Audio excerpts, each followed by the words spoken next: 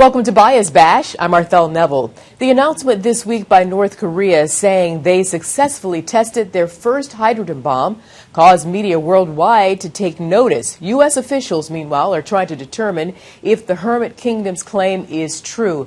As much attention in the press focuses on other hotspots like Syria, Iraq, and Iran, have the media forgotten about North Korea's threats? Here now with analysis is Pulitzer Prize-winning investigative reporter and Fox News contributor Judy Miller. Good to see you, Judy, as always.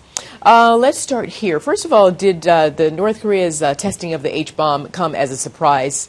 I kind of think I know your answer.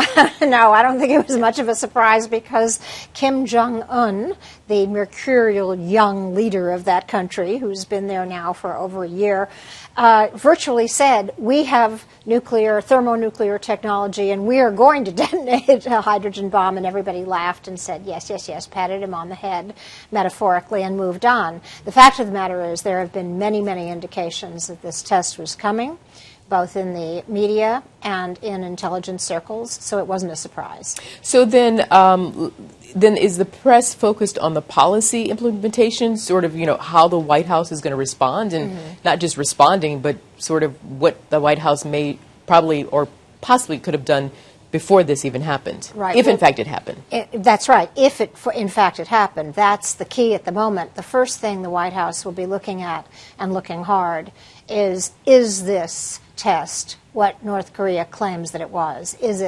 Was it a thermonuclear device or a hydrogen bomb? Now, early indications are that it was not that there may have been hydrogen elements in the atomic weapon, but that it was not this thermonuclear technology, which is about 1,000 times more powerful than an ordinary atomic bomb. But the fact of the matter is, while the administration has been focused like a laser on stopping Iran from developing a single weapon, North Korea has steadily been expanding its arsenal, which is now estimated to be between 6 and 10 weapons, and will go up to as many as 20 by the end of the year.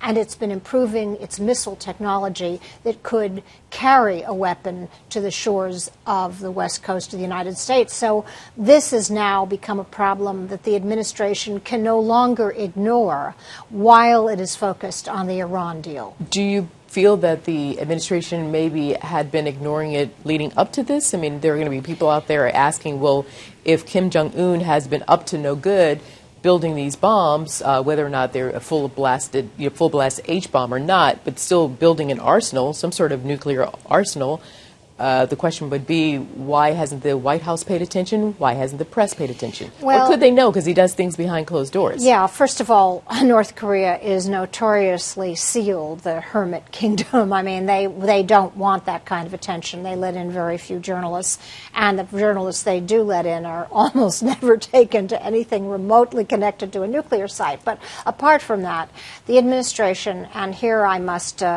defend the president, I think one of the things that President Obama probably decided was that this was just a problem that was too hard to solve, that it would take up a great deal of energy, and it was likely not to deliver any kind of diplomatic victory for him. And that is true because both Republicans and Democrats have tried and failed to stop the North Korean program. And we have tried virtually everything.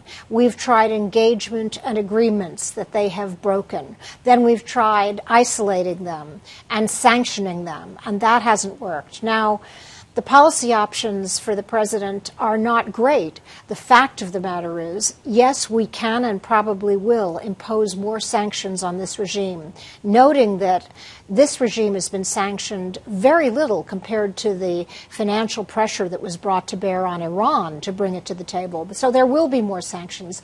But really the key to this conundrum and the challenge lies in China. China, of course. And the United States' leverage with respect to China is not great. We have a great many wants and needs from China. But considering what happened this week with China's financial structure and foundation basically crumbling. Right. So does that give the U.S. some leverage? No, it really doesn't, because on this issue, the Chinese are very firm and they have been enormously consistent. And that is, yes, an expanded nuclear arsenal in the hands of someone like Kim Jong-un is a threat. However, a greater threat as far as the Chinese concerned is a collapsed North Korea with millions of North Koreans on their border accompanied by or along with American troops and South Korean forces. So for China, this is a primary national security issue. They are not going to do anything that even risks bringing down this regime. And that means that no matter what our leverage, the Chinese will not have a lot of flexibility on this issue because they see that as their primary national security concern. Well, thank you, as always, Judy Miller, for your expert analysis and always breaking it down for us. Thank you. And absolutely. I wish I had better news. Yeah, I wish you did too, actually. But to hear more media analysis on the week's top headlines, catch Media Buzz with Howard Kurtz Sundays at 11 a.m. Eastern and again at 5 p.m. Eastern on the Fox News Channel. I'm Marthel Neville. Thanks for watching.